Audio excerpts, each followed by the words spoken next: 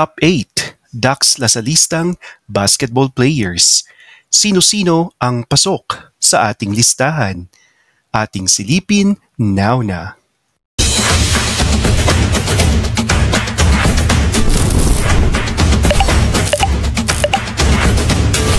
Naglalakihan, nagtatangkaran, nagwagwapuhan, at nagdadakuan ang ating top 8 Ducks Lasal basketball players. Sa ating past video ay featured ang top 4 Atenistang Ducks basketball players na dinumog at pinanood ng sangkabaklaan at matronahan dahil kay Dominic Escobar na talaga nga namang tinitilian at trending na trending sa mundo ng social media. Pero syempre, hindi magpapatalo ang ating shooters mula Taft Avenue, ang tahanan ng DLSU Green Archers.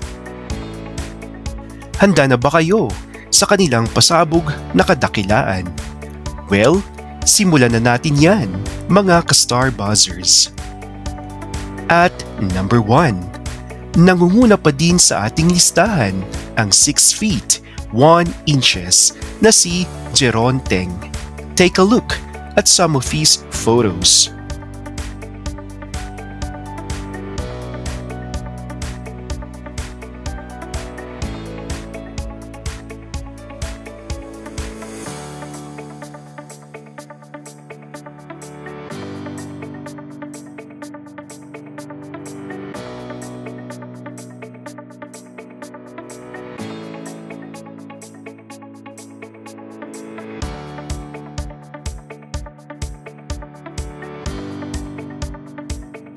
O diba? Bet na bet agad ang ating top pick na si Jeron Teng. Si Jeron Teng ay kasalukuyang naglalaro sa San Miguel Beermen in the Professional League at wala pa ding kupas ang kanyang karisma, lalo na ang kanyang chinito eyes na bumighani sa maraming vaklushi.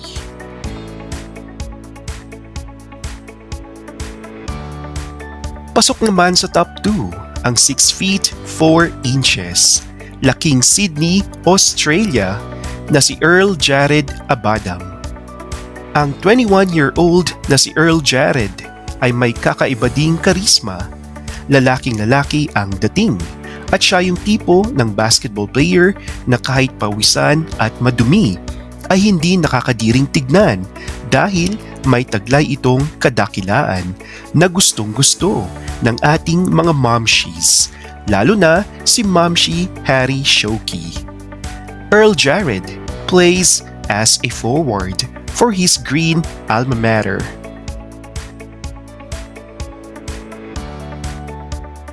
DLSU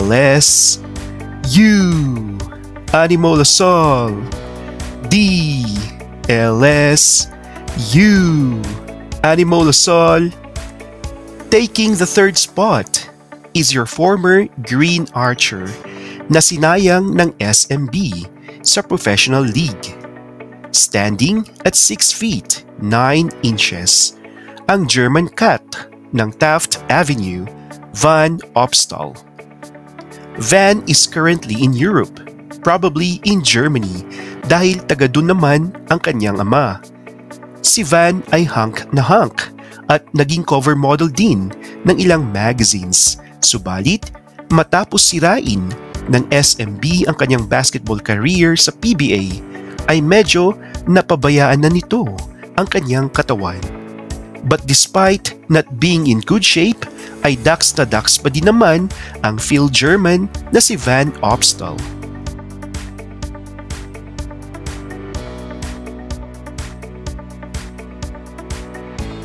Dumako naman tayo sa Taft Avenue, Station 4. Ang pang-apat sa ating pwesto ay walang iba, kundi si Alex Konov. Ang Super Bear na si Konov ay may taas na 6 feet, 7 inches at naglalaro as a shooting guard. I'm not really sure kung bakit shooting guard siya given his height, but of course, only his coach knows kung bakit siya shooting guard. Once again, Alex Konov at number 4.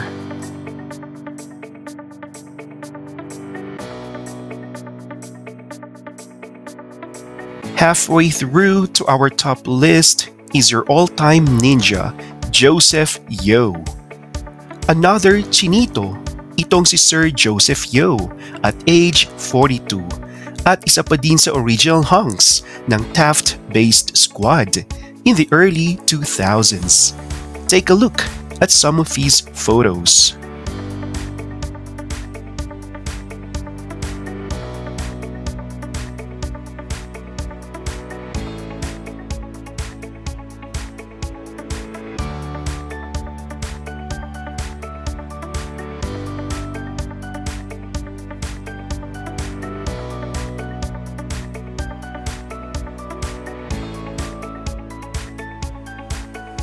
Kinuha naman ni Luis Pablo ang ating pang-anim na pwesto. Ang hunk shooter na si Luis ay may taas na 6 feet 7 inches. O diba? Isa na namang Dax na Dax ang napili ng ating mga kapatid na Vaclucci na tambay sa Starbucks. Lalaking lalaki din ang dating nito at medyo may pagkamisteryoso itong si Luis Pablo na hawig ang isang Thai BL actor. You guys can check some of his photos and videos online, especially his vlogs, if you want to know more about this hunk shooter from De La Salle University. Once again, at number 6, Luis Pablo.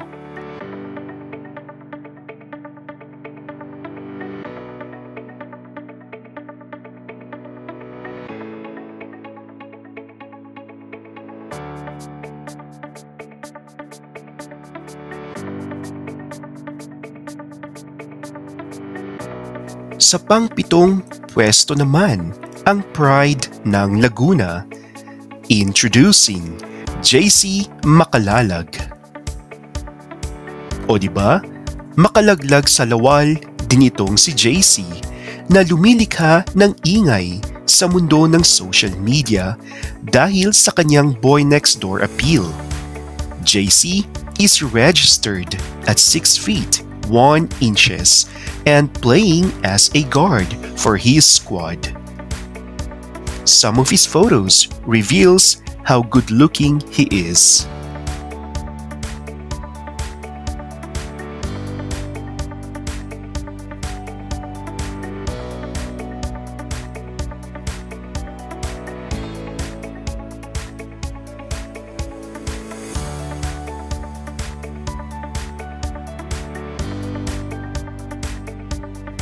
And now, ladies, Vacluccis and Matronas, claiming the 8th spot as Super Dax Green Archer is none other than Mason Amos. Amos is a reserved Gilas player na huggable ang karisma. He may not that hunky in terms of appearance, but for me, there's something in him that makes him special. Kaya naman, siya ang ating top 8 na kukumpleto sa ating top 8 Dax LaSalle basketball players.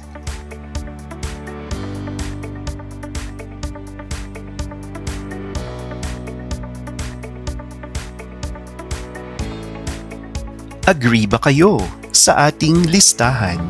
Oo o hindi? At bakit? Please comment down below. And just a quick reminder na ang ating listahan ay hindi base sa anumang scientific research, but it's just based sa aking kagustuhan. Kaya yung mga chuwariwap dyan, kung ayaw nyo ng ating listahan, ay pakilista nyo sa ibaba kung sino-sino ang karapat-dapat. Yan muna for now. Please enjoy your day.